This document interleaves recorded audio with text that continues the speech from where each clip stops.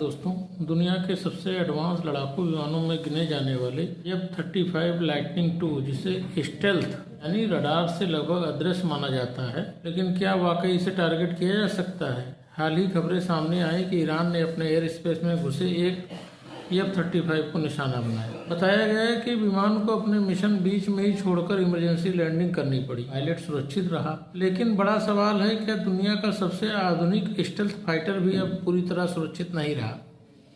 F-35 जिसे बनाने में लॉकहीड मार्टिन ने लगभग $400 बिलियन खर्च किए, एक ऐसा विमान जिसे दुश्मन की नज़रों से बचकर हमला करने के लिए डिजाइन किया गया है, और फिर भी इस पर हमला हुआ, तो इसका मतलब क्या है? कुछ रिपोर्ट्स का दावा है कि ईरान ने अपने एडवांस एयर डिफेंस सिस्टम के लिए उसने ट्रैक किया।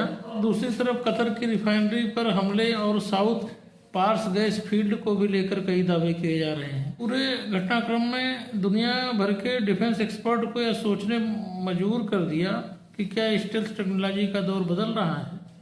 रडार और एयर डिफेंस सिस्टम इतने एडवांस हो जाएंगे कि कोई भी विमान पूरी तरह अदृश्य नहीं रह पाएगा। क्या यह मामला सिर्फ विमान का नहीं है?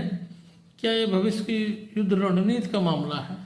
कुल मिलाकर ईरान जैसे कमजोर देश को, जिसको इजराइल और अमेरिका ने सोचा था कि हम इसको 3 दिन में हरा देंगे, और आज वो इसको इतनी टक्कर दे रहा है कि कतर, सऊदी अरेबिया और इवन इजराइल की नेचुरल गैस और ऑयल की जो रिफाइनरी है वो उसने पूरी बर्बाद कर दी है। कतर की जो गैस रिफाइनरी है उस पर जो हमला हुआ है उसमें कुल मिलाकर कतर को उबरने में 5 साल लग जाएंगे, और उसको 20 से लेकर $25 अरब पर ईयर का नुकसान हो। इसमें अमेरिका का भी इन्वेस्टमेंट है, और दोनों की इकोनॉमी ईरान के हमले में तबाह हो रही है। किसी भी देश को कमजोर समझकर इन लोगों ने हमला किया। 3 दिन का टारगेट बनाकर इजराइल, अमेरिका और नाटो देशों ने हमला किया, और सोचा इसे 3 दिन में तबाह कर देंगी।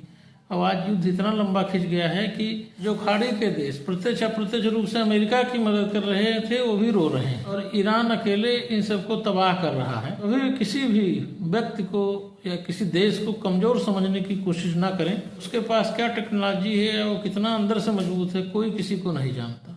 धन्यवाद।